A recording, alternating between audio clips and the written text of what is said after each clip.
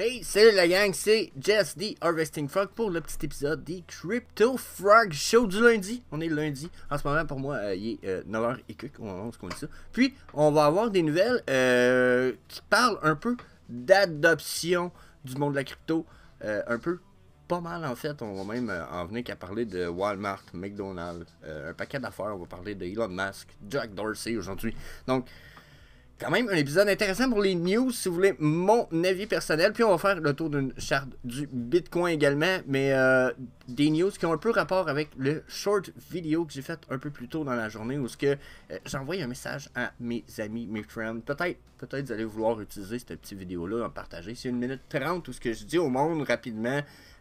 Mon opinion du pourquoi je pense qu'il devrait investir dans le monde de la crypto tranquillement, pas vite, avant que le bateau soit parti pour de vrai. Parce que là, le bateau est en train de passer tranquillement, mais il y a un paquet de barques en arrière du bateau de la crypto. On a encore tout le temps d'embarquer, façon de parler.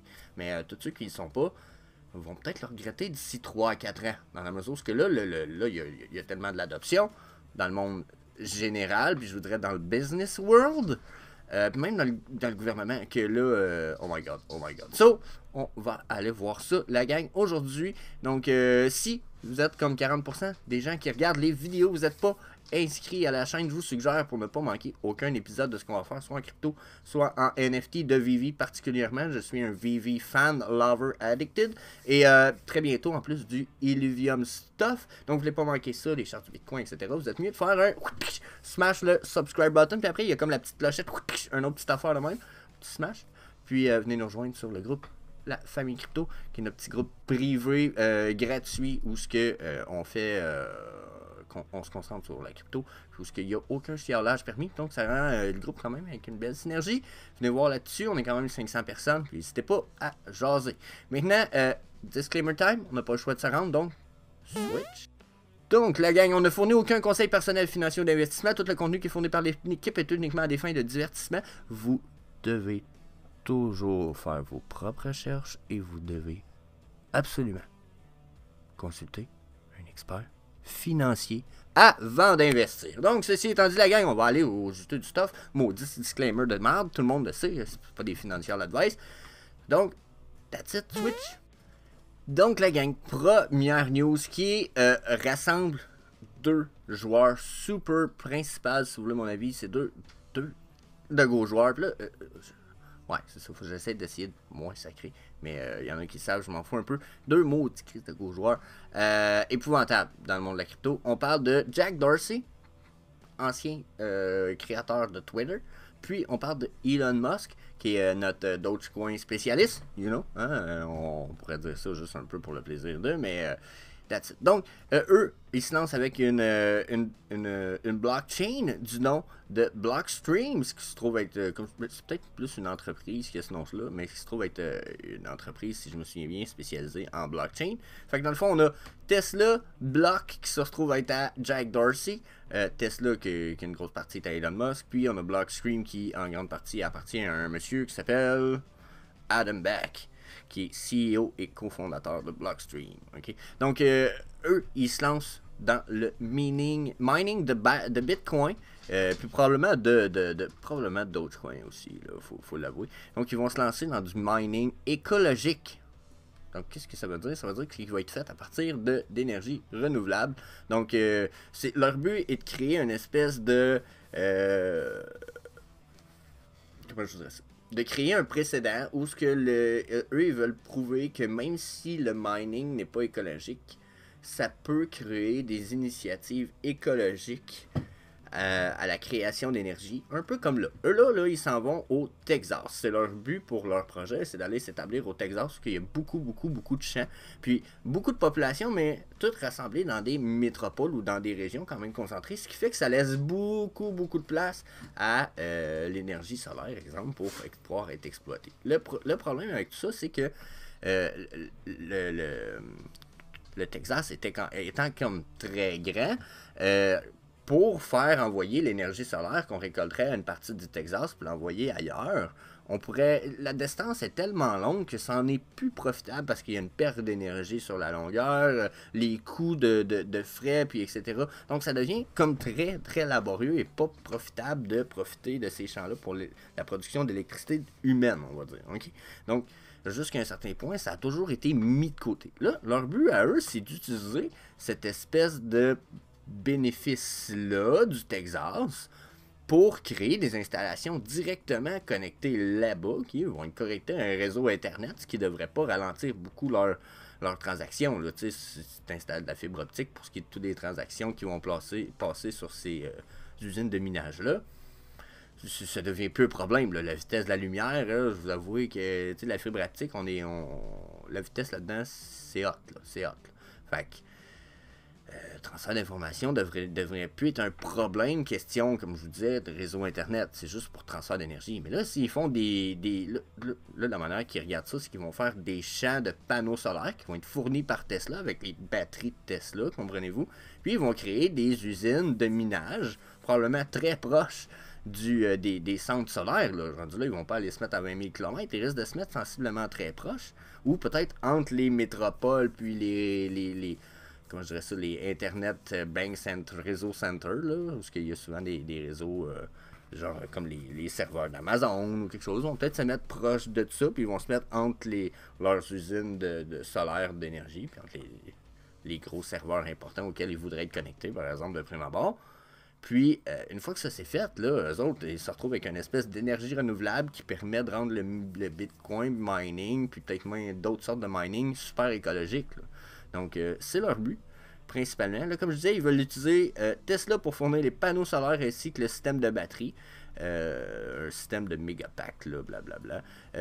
D'un côté, Blockstream et Block, eux, vont s'associer pour construire une infrastructure nécessaire au minage et au suivi de ce dernier. En effet, dans le fond, eux autres, ils vont faire l'usine de mining, plus le protocole, plus pour pouvoir miner des bitcoins, genre, façon super huge. Donc, eux autres, ils pensent que ça va promettre de créer une espèce de projet pilote dans le monde de la crypto puis de la création d'énergie. Ils pensent même que, ils veulent même donner un tableau accessible au public qui va leur permettre de voir en temps réel la puissance de sortie et le nombre de bitcoins minés. Hein? Donc là, c'est quand même intéressant, ils veulent rendre ça semi-open source, comme on connaît dans le monde un peu du web 2.0. Ça se trouve, est-ce que là, ils rouvrent un peu leur façon de fonctionner, puis comment ça se développe. Puis ils nous le partagent, tu sais. Donc, on a des mots de Adam Back que je trouve vraiment intéressants, qui se trouve être le CEO et cofondateur de Blockstream, ok? Je pourrais te dire ça. C'est un spécialiste de la cryptographie et membre des Cyberpunks qui dirige cette société spécialisée dans les infrastructures de stockage et de transfert d'actifs numériques comme le Bitcoin. Lui, il nous dit que c'est une étape pour prouver notre thèse selon laquelle l'exploitation minière de Bitcoin peut financer des infrastructures électroniques à zéro émission et créer une croissance économique pour l'avenir. Ce que ça me pousse, dans le fond, ce que ça veut dire, selon ma perception, c'est une étape pour prouver que selon nous, on peut créer des mines de Bitcoin qui vont nécessiter des usines de création d'énergie écologiques à zéro émission qui, eux, ultimement, si on les fait croître, vont permettre de donner de l'énergie à zéro émission aussi à d'autres parts de la société qui sont nécessaires, ce qui veut dire justement peut-être à des villes, à des métropoles.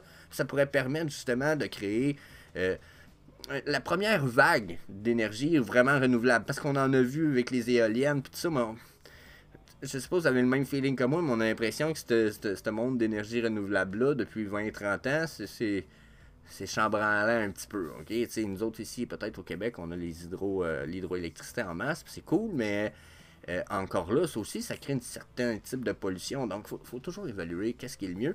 Puis, je pense que ça pourrait vraiment aider. Il a raison dans ce qu'il dit, c'est une étape pour prouver le fait qu'il est possible de créer de l'électricité avec zéro émission. Je sais pas si vous comprenez. Là, eux autres, ils veulent prouver qu'en plus, c'est l'exploitation de Bitcoin qui peut financer ces infrastructures-là. C'est crissement intéressant, c'est mon avis. Là. Puis là, je vous l'ai dit que ça allait être long, on va en discuter parce qu'il y a 3 autres sujets là-dessus qui sont tous complémentaires. Selon moi, là, tout est link it de même. Si vous voyez pas ce que je vois, prenez 2 minutes, reculez quand vous allez avoir fini la vidéo, vous allez voir, il y a...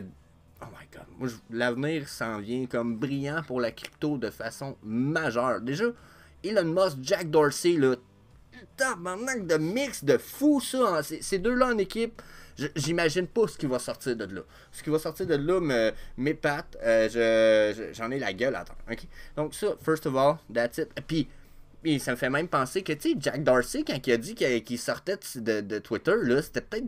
Il parlait peut-être déjà avec Elon Musk, là, parce que si ça semble ces deux-là pour faire ça, c'est pas de la semaine passée, ça, là. Ça veut dire qu'ils devaient jaser ensemble. Elon Musk, il l'avait peut-être déjà dans la tête depuis 1 an, quand Jack il a fini par commencer à y annoncer qu'il voulait vendre ça. Peut-être que Elon il s'est dit Chris, si moi je prends tes parts, je peux décentraliser tout ça, cette espèce de Twitter-là, moi je peux peut-être. Donc, à voir juste là.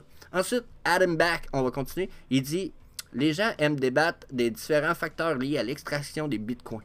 Nous nous sommes dit, nous allons juste le prouver.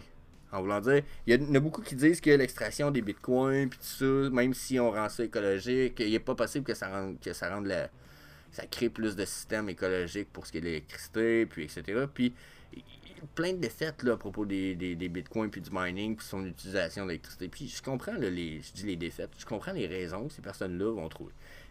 Mais c'est vrai que jusqu'à un certain point, si c'est utilisé comme il faut, un système peut créer certains un côté négatif de prime abord, mais après peut pallier pour lui-même puis avoir tellement de plus grands bénéfices que le côté négatif s'annule dû au positif. Parce que, par exemple, mettons qu'on se mettrait à avoir de meilleures usines solaires. OK? Puis que ces usines solaires-là deviennent bénéficiantes au point où on peut se débarrasser d'usines au charbon. Mais là, on réduit finalement l'émission d'électricité ou...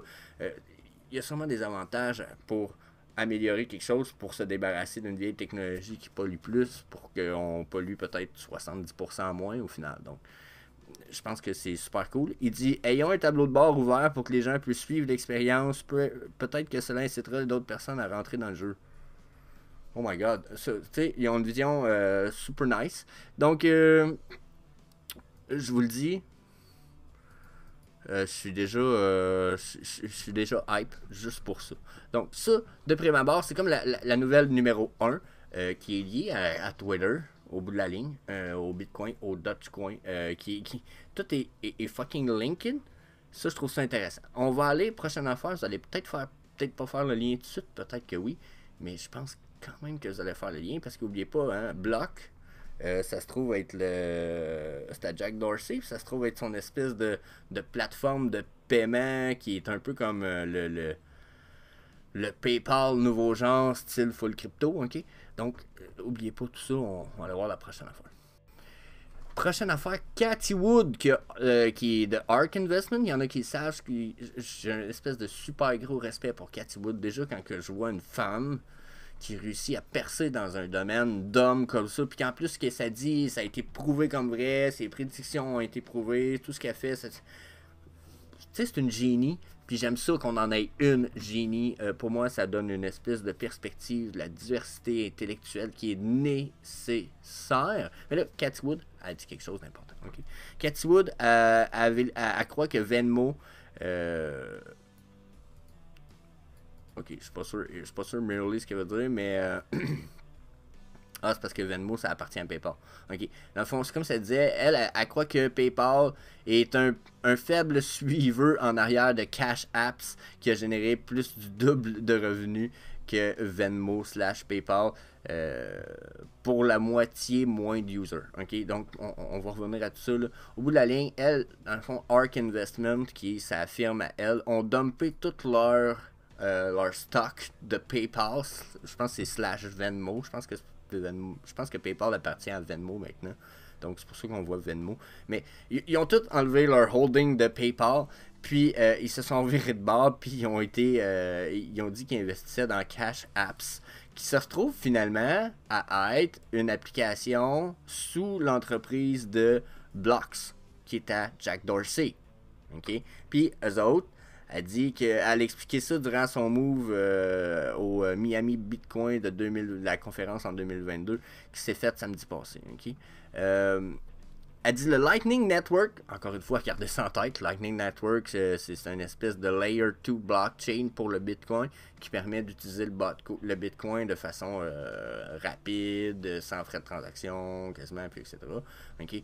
Elle dit que... C'est quoi qu'elle dit? Elle dit pas ça dans le fond, excusez un petit peu.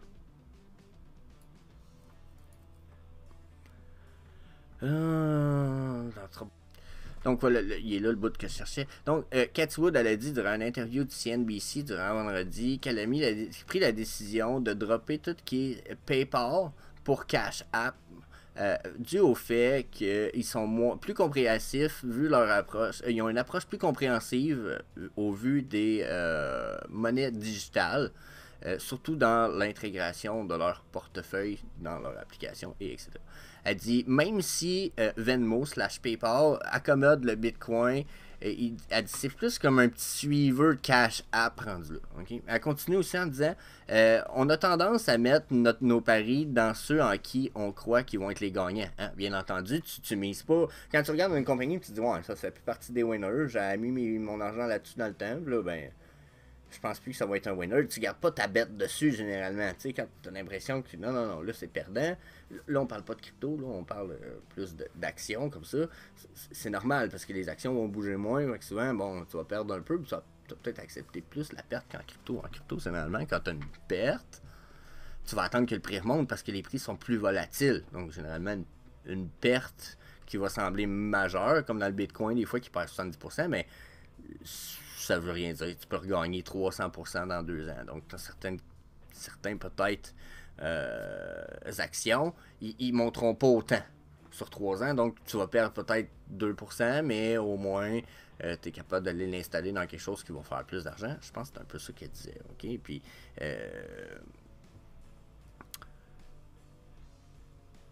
c'est ça. Elle dit, comme nous sommes en train de consolider notre portfolio durant cette période de risque, on a choisi Block, comme je vous disais, qui appartient à Jack Dorsey. N'oubliez pas, on a parlé de Jack Dorsey. Over PayPal. Donc, par-dessus PayPal. OK? Elle continue en disant que... donc, en fait, ce qui est intéressant ensuite dans cet article-là, pour ma part, c'est vraiment les chiffres. Okay? Venmo, qui est PayPal, finalement, j'aurais pas dit plus tard, okay, a 70 millions de users, puis ils ont fait 850 millions en profit. C'est bon, là. C'est bon, là. OK? Comparé à Cash App, qui a 40 millions de users. Donc, la moitié des users. Genre, Cash App, nanana. Sauf que les autres, ils ont fait 2,3 billions en profit en 2021. Genre, tabarnak. 2,03 billions. C'est comme 3 fois plus pour pour la moitié des users. Oh my fucking god, c'est pas bon signe ça là. Donc, ça veut dire que ARK Invest a pris un bullish stand sur Cash App, puis tout ce qui mène à tout ça. Donc, pour moi c'est pour moi, c'est super big news. Puis regardez ici, Cathy Wood, c'est en plus une big Bitcoin believer. Elle pense que dans une de ses prédictions, elle a dit que le Bitcoin va toucher 1 million en 2030. 1 million. 2030, on est en 2022. C'est 8 ans, vous allez me dire. Oui, mais 1 million, même si c'est 500 000 piastres, c'est crazy, comme ça serait juste fou raide. Donc, ça va être mon petit vidéo, j'ai fait short d'1 minute 30 à matin pour toutes mes familles et amis. Crachez pas là-dessus. Puis là, ben, checkez bien ce qui s'en vient. Prochaine affaire, aussi impressive. Donc, prochaine news. C'est une news un peu qui date un petit peu. Ok, regardez. Ok, 8 avril. Mais là, écoutez, là. Je vous l'ai dit tout à l'heure, faites des liens, là. Prenez un peu de perspective. McDonald's, Walmart et d'autres grands noms vont pouvoir accepter le Bitcoin grâce au Lightning Network. Okay. J'ai pas besoin de faire le tour. Okay. Il va y avoir 400 000 enseignes, dont McDonald's, Starbucks, puis encore Walmart, qui vont recevoir des paiements en Bitcoin si elles le souhaitent. Ce qui veut dire qu'il va y avoir des modules là, au paiement à la caisse où ce que vous allez pouvoir payer avec des Bitcoins ou avec peu importe la crypto qui va être acceptée sur le Lightning Network sur plein d'affaires. Puis on parle même de Shopify, oh my god, vous comprenez? Starbucks, des grosses places, des gros noms. OK? Puis tout ça m'amène même à une autre news qui, elle aussi, date, là. Mais là, si vous faites le lien, OK? Donc, Walmart, McDonald's, Starbucks, c'est toutes des grosses places. Aussitôt que tu peux payer en Bitcoin, ça devient une espèce de publicité, là. Ça veut dire que la plupart du monde vont en entendre parler, vont le voir. Voulez-vous payer en Bitcoin? Il risque d'avoir des petites affiches, des petits collants, là. C'est sûr qu'il va y avoir de la pub. Puis dans le Walmart, puis tout ça, là, vous allez voir, là, c'est genre la meilleure publicité que vous pouvez pas faire. Des milliers de personnes qui passent par jour. Puis ça ne serait dans un Walmart, là. Fait que j'imagine pas le nombre qu'il y a. Juste au Québec, on en a épouvantable. Donc là, McDonald's aussi. C'est juste ridicule. Mais là, tout à l'heure, on parlait de qui? On parlait de Cathy Wood, qui, elle prend Cash App. Cash App, c'est Block. Puis Block, il utilise quoi? On vient ici. 18 janvier 2022, Blocks, Cash App, Adopt Lightning Network for free Bitcoin. Ah, ben, Colin. Fait que là, maintenant, Lightning Network risque de passer par Cash App pour payer en Bitcoin chez Walmart, McDonald's, Starbucks. Puis tout ça, ça appartient à Jack Dorsey qui est en train de faire un partnership avec Elon Musk pour des mines de mining, des établissements de mining de Bitcoin. OK? Tout ça avec en plus une autre entreprise genre spécialiste blockchain. Puis Cathy Wood, elle a investi dans Cash App / Block right now avec son ARK Investment parce qu'elle est comme ah ben je suis super bullish Bitcoin. Ben oui, mais c'est quasiment si elle pompait le Bitcoin elle-même avec ARK Investment puis qu'elle allait créer son million d'ici 2030 elle-même juste avec ça. Puis juste, je suis sûr qu'elle savait que ça allait arriver en plus. Je suis comme oh my god, super explosif comme news. Tout ça, ça sonne pas comme une news explosive, sauf que si vous accumulez tout ça, là, c'est une espèce de... C'est comme s'ils venaient de faire une grosse annonce marketing, crypto, / Bitcoin, / Lightning Network, / Tesla, / Block, Cash App, puis qu'ils venaient de donner un gros coup de marteau, boum! Hey PayPal! Fuck you! C'était genre solide, là, genre je vous le dis, c'est une concordance de nouvelles qui fit ensemble qui me rendent tellement bullish sur le crypto world que genre je me réserve tout le temps de parler de crypto avec les gens qui me sont proches parce qu'il y en a beaucoup comme sûrement vous le savez dans votre monde à vous qui sont comme oh ouais mais non ça a l'air risqué encore mais je connais pas ça mais il y a de la fraude beaucoup un peu ben, tout le monde passe sur le stress puis tout le monde est très fodder, on va dire, quand ils connaissent pas ça, pas en tout. Donc, mais des nouvelles comme ça me donnent envie de dire à tous mes proches et à tous ceux-là, là, c'est le temps d'embarquer avec Soit trop tard parce que d'ici 5 ans, là, d'ici 5 ans, tu vas peut-être manger tes bas. De quoi que tu pourrais payer 50 000 aujourd'hui, 30 000, 20 000, va valoir peut-être 200 000 tout à l'heure. Tu sais, oh my god. L'opportunité d'une vie. OK?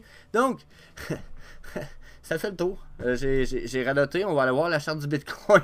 Je reste de le faire vite. Mais that's it, la gang. Ça fait le tour. Dites-moi ce que vous en pensez dans les commentaires. Moi ça m'explose le cerveau. J'ai vraiment l'impression, en plus, que c'est super full good news only. Ça me rend... ça me dit... Tu sais ce que ça me dit? En plus, ce que ça me dit, c'est regardez ce que j'ai ici, juste là. Ça m'en prend un autre. C'est ça, ça me dit, il faut que je lock d'autres cryptos ailleurs. Oh my god, c'est épouvantable. Il faut que je vende un rein. Faut que je vende un rein. Faut que je vende un rein. Je n'ai pas besoin, Calis. J'ai besoin de crypto, par exemple. C'est sûr. Si, on va pouvoir m'en racheter 12 des reins après. Ouais. Donc, on va aller voir notre charte du Bitcoin direct là. Donc, pour ce qui est de mon seigneur Bitcoin à matin. Donc, rapidement, je me suis tracé des trendlines. Je me suis dit, je voyais quelque chose se dessiner quand même clairement ici. Puis peut-être que pour certaines personnes, ça serait peut-être plus clair en Aiki Nahashi. Regardez comment que... Hein? On a comme une espèce de couloir. On dirait même un biseau, un petit peu. C'est sûr que il serait étiré longtemps le biseau, mais ça serait possible qu'on ait un biseau quand même. Que ça serait d'étirer jusqu'à un bout. Je pense pas qu'on reste nécessairement dans ce biseau-là de façon constante, mais je pense que ça nous donne quand même une belle perspective en ce moment de ce qui semble se dessiner. Hein. Regardez, mon top il a été placé là. Je l'aurais placé là, probablement qu'on serait arrivé pas mal au même résultat. Hein. Oh, c'est mieux que celle-là. Donc, Jusqu'à un certain point, comme je vous disais, je trouve que ça me paraît relevant. Ça m'amène même à me mettre un Fibonacci Channel sur les mêmes points que celui d'en bas. Puis m'amener ça au plus haut, qui se trouve d'être... ouais, je trouve être celle-là au plus haut. Non. Ouais, mais il est pas entre les deux. Ouais, ok. Ça, c'est le point le plus haut entre mes deux points initiaux. Donc, si on regarde ça, ça pourrait même nous donner peut-être bien un petit Fibonacci Channel intéressant à aller évaluer. Dans la mesure où, que vous le savez, Fibonacci, généralement, on va aller faire des vagues dedans, style up and down, un peu comme on a vu là, hein? Up, up and down. Là, cette coup-ci, on n'a pas monté au 1, un petit coup de down, on retoucherait le bottom, mais après, on remonterait. Ça ferait du sens, ça serait même très sensé. Nos E et moi ont été traversés vers le bas, donc d'après moi, comme vous pouvez voir en Aikenashi, pour ceux qui connaissent ce que les chandelles veulent dire, c'est sûr qu'elle n'est pas finie ma chandelle, mais pour l'instant, on est encore en downtrend malgré la chandelle précédente ici qui disait un possible reversal de tendance. Mais si je regarde mon motherfucker en bas, oui, j'ai une espèce de reversal de tendance à venir sur le court terme parce que mes deux lignes de short term, qui est très short term puis medium short term, sont dans le bas de mon MTF, qui est un, ou celui que j'appelle amoureusement mon motherfucker, qui est un multi-time frame de stochastique RSI. Ok, désolé, je pensais qu'un chien était malade. Donc, jusqu'à un certain point, intéressant. Downtrend, pas nécessairement terminé sur le long terme, ce qui me dirait justement qu'on est en train de tomber jusqu'à notre bottom line ici, puis qu'ensuite on risque de rebondir pour remonter, aller sûrement retester les EMA. Parce que quand je regarde les EMA ici, les lignes vertes, jaunes et blanches, qui sont 55, 89 et 255, je les vois très bien venir faire une espèce de... Puis je vois mes chandelles, eux, en contrepartie, peut-être que je pourrais prendre tiens, du rose. Oups, c'est pas ça que je voulais faire. On va la remettre jaune. Je vais juste me faire un autre trait. J'aurais mis rose. Donc, j'ai l'impression que ce qu'on pourrait faire là, c'est venir toucher ici, puis après aller retester nos EMA, qui eux vont avoir descendu un petit peu. Là. Selon moi, ils vont peut-être même descendre un petit peu de même. Donc, ça va être plus facile pour les chandelles d'aller tester ces EMA là. D'après moi, on va remonter. Mais petite remontée peut-être pour la journée, mais de demain. Mais d'après moi, on va rechuter encore. Donc, ça, c'est quand je regarde le daily. Bien entendu, des fois, c'est relevant juste temporairement. Puis, je vous avoue que quand on va aller voir le 4 heures, ça se peut que mon avis change un petit peu. Donc, ça, c'est pour le motherfucker. Rapidement, je vais aller rajouter. On va voir le volume. Il me dit quoi? Je perds pas trop de puissance en volume. Même j'en ai même regagné un petit peu. Donc, downtrend me semble confirmé avant d'être même pas terminé. Donc on va aller voir le Cool Mom Ultimate MACD. C'est bien lui? Ouais, c'est bien lui. Donc lui il me dit downtrend, puis il me dit même pas terminé, je perds pas de force sur mon histogramme encore, du moins. Puis la ligne pointe en bas clairement, puis elle se trouve assez éloignée de la ligne bleue qui se trouve être l'espèce de median line. Du Ultimate MACD MTF, qui est un multi-time frame encore une fois. Donc, downtrend. Même si j'étais dans le bas de mon Motherfucker Indicator, la gang, je me dis vraiment, oh, il va gaiser dans le bas le Motherfucker Indicator. On n'a pas fini cette downtrend-là encore. Donc, pas très réconfortant jusqu'à un certain point pour ceux qui espéraient que le Bitcoin remonte. On va descendre encore probablement jusqu'à 39-40 000. Après, on va remonter, mais pas de suite. Dans le trend, puis de toute façon, les whales vont en profiter. Là. Il va peut-être même avoir un flash drop là, plus bas. Là. Donc, je serais même pas surpris. Donc, keep an eye on this, for sure. On va aller voir le 4 heures. Il nous dit quoi? 4 heures, 4 heures, on se dessine quasiment un dead cross, là. Pas très bon 4 heures du EMA, parce que là je peux peut-être vous mettre ça sur pause 2 secondes, mais regardez mon EMA, j'ai un mini dead cross site.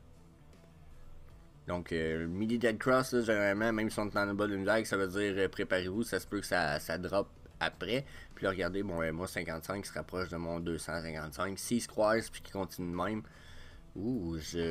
Bitcoin pourrait vraiment aller descendre rapidement à 39-40. Ça serait pas surprenant. Pas en tout. Mon Cool Mom Ultimate MACD Motherfucker multi-time frame en fait. Lui il me dit prépare-toi, on est en train de flasher rouge, la downtrend s'en vient, on t'en commence une. Donc si vous êtes en short, ça pourrait être en ce moment, vous êtes bien parti. Probablement que si vous êtes parti en short, vous êtes parti dans ces chandelles-là en plus, ce qui pourrait vraiment être intéressant parce que ce que je perçois personnellement, il reste encore 1h59 à ce chandelle-là, mais regardez, le volume est encore là pareil. Donc peut-être pas une vague de fou, mais ça serait peut-être pas le temps de rentrer là. Mais si vous avez rentré là-dedans, il y a peut-être encore une petite drop à faire ou de quoi, à vérifier tout le temps, avec vos propres indicateurs, etc. Les EMA, comme je vous disais, là, on s'en éloigne, possible, ouais. On va aller voir le motherfucker, tout simplement, rapidement. Là, pourquoi il y en a qui vont dire pourquoi j'utilise souvent ces indicateurs-là? Ben, c'est des indicateurs semi-automatiques qui nous donnent des bonnes indications. Puis, il y en a un des deux qui est celui-ci dans le bas, qui est payant. Donc, vous voudriez l'avoir, vous pourriez pas. Enfin, je me suis toujours dit, je vais essayer de vous le partager le plus possible, gratuitement. Je pense que c'est le fun pour tout le monde. Donc, mon avis. Dites-moi si vous pensez qu'au contraire, c'est pas d'avance, mais au contraire, moi, je pense que c'était une bonne idée. Donc, pour ceux qui le savent, mon motherfucker, justement, en ce moment, regardez, là, sur le 4 heures, il me dit prépare-toi, t'as une rise dans le price. Puis, généralement, on attend une et deux vagues avant d'avoir une rise dans le price. Donc là, sur le 4 heures, ça se peut que j'aille une rise, mais la chute n'est pas terminée. Puis, comme je l'ai dit, le motherfucker, ça va y arriver qu'il va jouer dans des zones. Regardez comme ici, il a joué pas mal dans cette zone-là, genre down, up, down. Il s'est croisé un petit peu dans ces lignes. Ici aussi. Ici. Pas tant ici, là. Ici un peu moins. Mais il y a des fois, regardez, il peut rester là pendant comme 4-5 jours. Là, vous êtes comme dans ces moments-là, on est dans une espèce d'incertitude. Mais c'est qu'il se prépare quelque chose. Là, il y a eu une chute. La chute n'a pas été majeure. Ça veut dire que la rise elle allait sûrement d'être bonne. Mais regardez la montée. Donc, tu sais, de là à là, jusqu'à un certain point. Puis là, ça a l'air d'être ça qui va se préparer. C'est qu'on va avoir du niaisage. Puis il va se passer quelque chose. Donc là, on a du niaisage. Avec la ligne verte. Un chicken. On avait même eu un espèce de niaisage encore ici. En peu de temps, là, jusqu'à un certain point. Donc, tu sais, c'est tout le temps de se préparer, le motherfucker. Et c'est sensiblement intéressant. Pour ceux qui veulent l'avoir, allez voir Crypto Heat. C'est lui qui le fait, puis qui le fait payer, je pense, c'est 30$ par mois. Donc, pour l'instant, ce que ça me dit, chute, probablement zigonnage, remontée. Même que là, on a une espèce de rip. Ça pourrait. Sur le 4 heures, là, ça me fait peur au point que j'aurais peur qu'il descende vraiment bas. Qu'il fasse une. Puis là, hey, là, ça serait.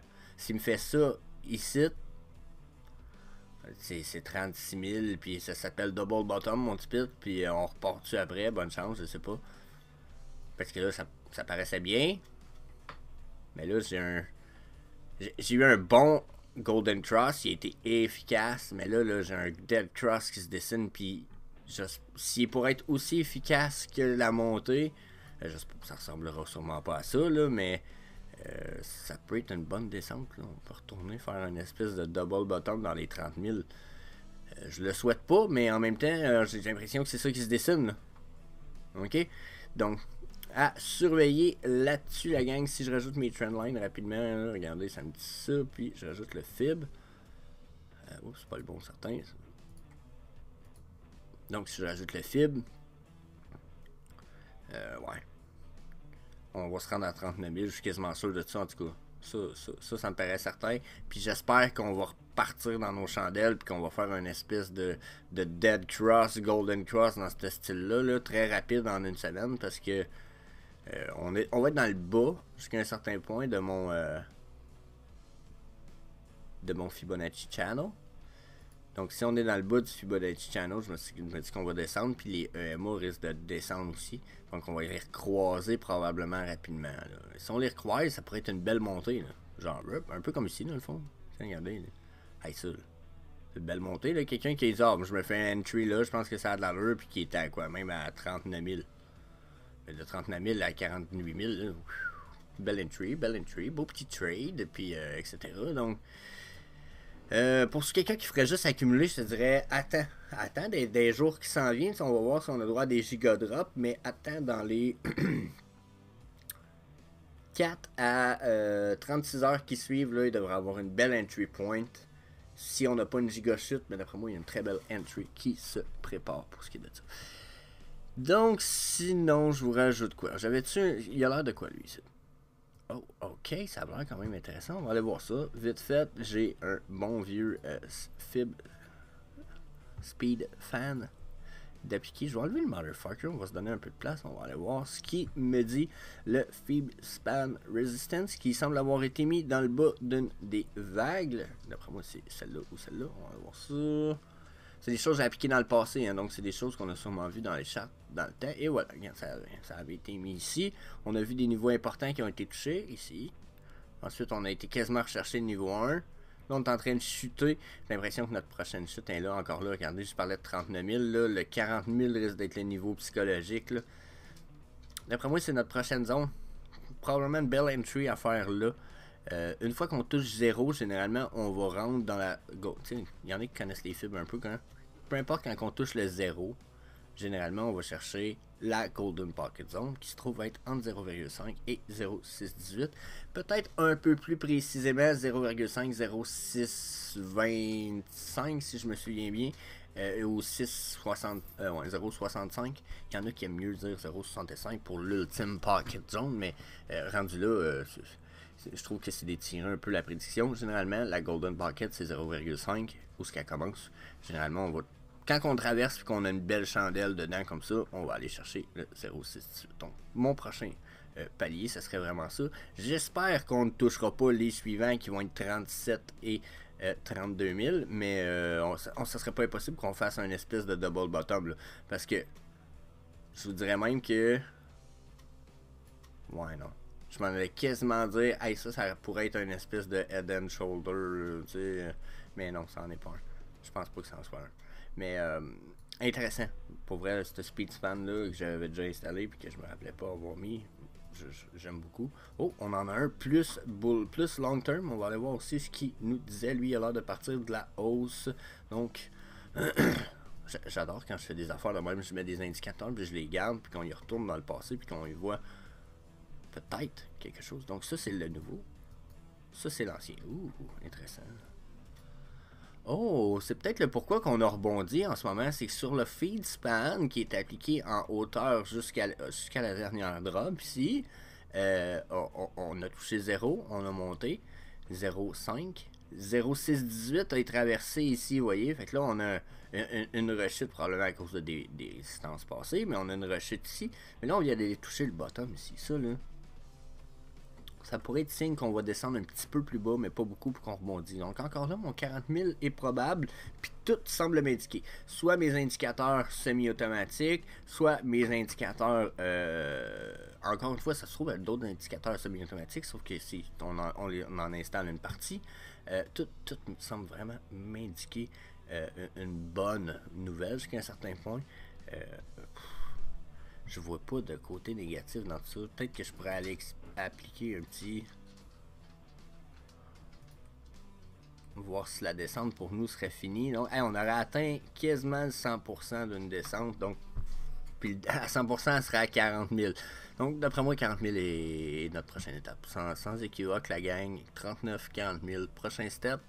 Après, à voir si on descend plus bas ou un rebond. Selon moi, ça pourrait être une bonne entry, mais oubliez pas que selon moi, on n'est vraiment pas en confirmation de bull run encore. Non, pour moi, il faut passer au-dessus de 50 000, consolider et même aller tester fortement et même traverser probablement le 52 000 pour qu'on soit retour bull run. Donc, ça, c'est mon feeling. Tant qu'on dépasse pas ce niveau-là ici, je vais y aller... Tiens, de même. Moi, ça pour moi, c'est notre ultime résistance. Je vois pas la retour bull run tant qu'on ne réussit pas à défoncer ce plateau.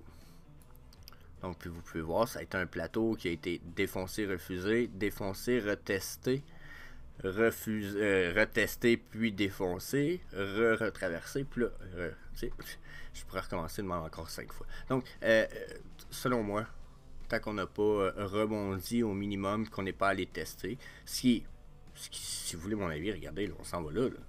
On va le rallumer le Fib Channel. Regardez, là, on s'en va où, là? Donc si on fait ce qu'on est déjà en train de faire dans le Flip Channel, là, ce qui serait peut-être un peu surprenant qu'on continue à faire exactement la même chose que ce qu'on vient de faire. Là. Mais on vient de faire une vague, 2 vagues, 3 vagues. Là on va te faire 4 vagues, 5 vagues. Wow! Si on fait ça, puis que là on... Whoop, whoop, puis qu'on continue encore, personnellement, là on va parler de retour bull run. Okay? Mais tout ça ici, là, cette section-là, là, si ça ici c'est pas fait, l'étape d'après, si ça ici c'est pas fait, puis que c'est pas consolidé, puis qu'on remonte pas là, puis ça peut, on pourrait rechuter plus bas aussi, mais si on n'a pas au moins une bonne consolidation là, qui dure une semaine minimum, si vous voulez mon avis,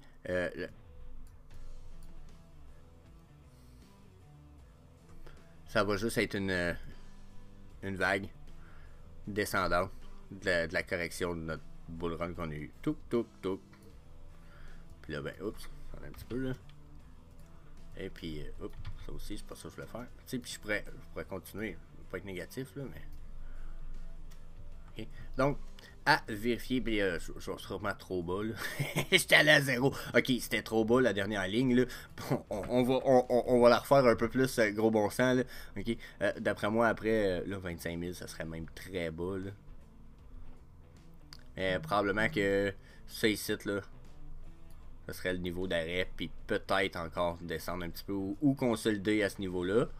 Mais d'après moi on va consolider à ce bout. Si on arrive à ça, on consolide là. Je verrais mal avec toute l'adoption qu'on a qu'on reparte pas en bull run. La seule affaire qui me fait me dire que mon feeling qu'on n'est pas retourné en bull run puis qu'on est peut-être même pas en retour d'y aller, ce qui fait que ça c'est mon feeling. Ce qui fait que je pense que j'ai tort, c'est à cause de toute l'adoption que j'ai parlé plus tôt dans la vidéo. Si toute cette adoption là rend vraiment tout ça bullish, je suis all-in, on s'en va par là. Mais sinon, puis on s'en va par là, on pourrait même... Si on défonce ici, on défonce comme il faut, là... ça ici, ça peut être très atteignable. Ça pourrait juste avoir été notre pré-bull run. Boom, ok? C'est atteignable, c'est faisable, je ne le mets pas hors de ligne de doute. C'est faisable, mais mon feeling, c'est que c'est ça la voie pour l'instant. Puis qu'on va probablement consolider un petit moment là-dedans avant de vraiment repartir.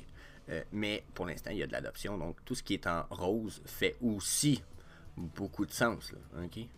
Donc, mon avis reste que tout ça est sûrement très valable. Donc, ça fait le tour, la gang. C'était mon Crypto Frog Show. Donc, si vous voulez pas un petit manquer, et tabarnak, ça c'est, hein?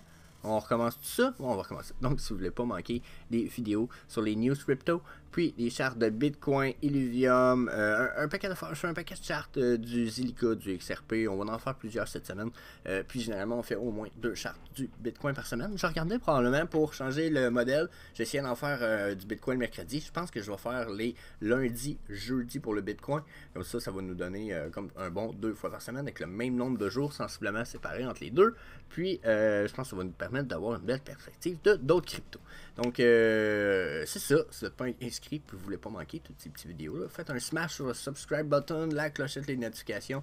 Puis, that's it, that's all, la gang. Je vous dis peace et bonne fin de journée.